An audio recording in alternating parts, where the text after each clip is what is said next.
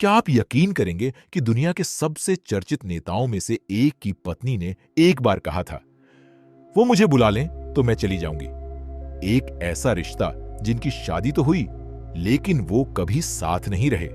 एक ऐसी महिला जिन्होंने कभी प्रधानमंत्री आवास में रहने की मांग नहीं की, कभी सत्ता का फायदा नहीं उठाया और पूरी जिंदगी एक साधारण शिक्षिका की तरह गुजार दी। लेकिन आखिर कौन है जशोदाबेन? क्या हुआ था उनकी शादी के बाद और क्यों दशकों तक दोनों की राहें अलग रहीं? आज की कहानी सिर्फ राजनीति की नहीं, बल्कि त्याग, किस्मत और एक अनोखे रिश्ते की कहानी है। साल था 1968। गुजरात के मेहसाणा जिले के आसपास का इलाका। उस दौर में कम उम्र में शादी होना आम बात थी। इसी परंपरा के तहत एक युवक की शादी तय हुई। उस युवक का नाम था नरेंद्र मोदी और लड़की थी जशोदाबेन। दोनों परिवारों की सहमति से शादी हुई, लेकिन उस समय शायद किसी ने नहीं सोचा होगा कि यह साधारण सी शादी एक दिन पूरे देश में चर्चा का विषय बन जाएगी। शादी तो हो गई, लेकिन कहानी यहीं से बदलने लगी। नरेंद्र मोदी बचपन से ही सामान्य जीवन से अलग सोच रखते थे। उन्हें आध्यात्म, समाज सेवा और देश के लिए कुछ करने की चाह थी। बताया जाता है कि शादी के कुछ समय बाद ही उनका मन पारंपरिक पारिवारिक जीवन में नहीं लगा। वो घर से निकल पड़े, यात्राएं की, आध्यात्मिक स्थलों पर गए, फिर धीरे धीरे राष्ट्रीय स्वयंसेवक संघ यानी RSS से जुड़ गए। उधर जशोदाबेन अपने मायके लौट आईं। शायद उन्हें उम्मीद रही होगी कि एक दिन सब सामान्य हो जाएगा, लेकिन वक्त बीतता गया और दोनों की जिंदगी अलग अलग दिशाओं में चल पड़ी। जहां नरेंद्र मोदी सार्वजनिक जीवन में आगे बढ़ रहे थे, वहीं जशोदाबेन ने अपनी पढ़ाई जारी रखी। उन्होंने शिक्षक प्रशिक्षण लिया, सरकारी स्कूल में नौकरी शुरू की, वर्षों तक बच्चों को पढ़ाया। उनका जीवन बेहद साधारण रहा। न कोई राजनीतिक मंच, न कोई विशेष सुरक्षा, न कोई सरकारी ठाठ बाट।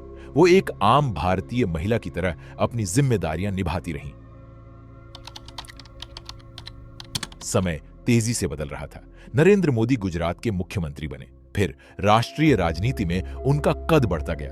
2014 का लोकसभा चुनाव आया। पूरा देश उनकी चर्चा कर रहा था। लेकिन इसी चुनाव के दौरान एक ऐसी बात सामने आई जिसने सबका ध्यान खींच लिया। नामांकन पत्र में नरेंद्र मोदी ने पहली बार सार्वजनिक रूप से अपनी पत्नी के रूप में जशोदाबेन का उल्लेख किया। इसके बाद मीडिया की नजरें जशोदाबेन पर टिक गईं।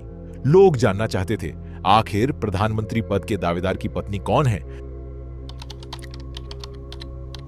जब पत्रकारों ने जशोदाबेन से सवाल पूछे तो उन्होंने कई बार बेहद सादगी भरे जवाब दिए, लेकिन एक बयान ने लोगों को सबसे ज्यादा भावुक किया। उन्होंने कहा, वो मुझे बुला लें तो मैं चली जाऊंगी। बस यही एक वाक्य। न कोई शिकायत, न कोई गुस्सा, न कोई आरोप, सिर्फ एक सीधी और सरल बात। इस बयान के बाद देश भर में चर्चा शुरू हो गई। कई लोगों ने इसे समर्पण की मिसाल बताया तो कई लोगों ने इसे एक अधूरी कहानी का दर्द कहा। जशोदाबेन अब सेवानिवृत्त शिक्षिका हैं। उन्होंने अपना अधिकांश जीवन सादगी से बिताया है।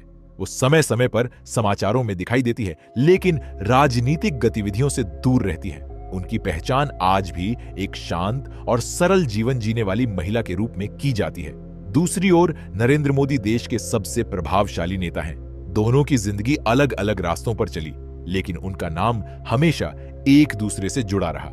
ये कहानी किसी राजनीतिक बहस की नहीं, बल्कि जिंदगी के उन फैसलों की कहानी है जो इंसान की पूरी दिशा बदल देते हैं। एक तरफ देश का प्रधानमंत्री बनने का सफर और दूसरी तरफ एक साधारण शिक्षिका का शांत जीवन, और इन दोनों के बीच एक वाक्य, वो मुझे बुला लें तो मैं चली जाऊंगी।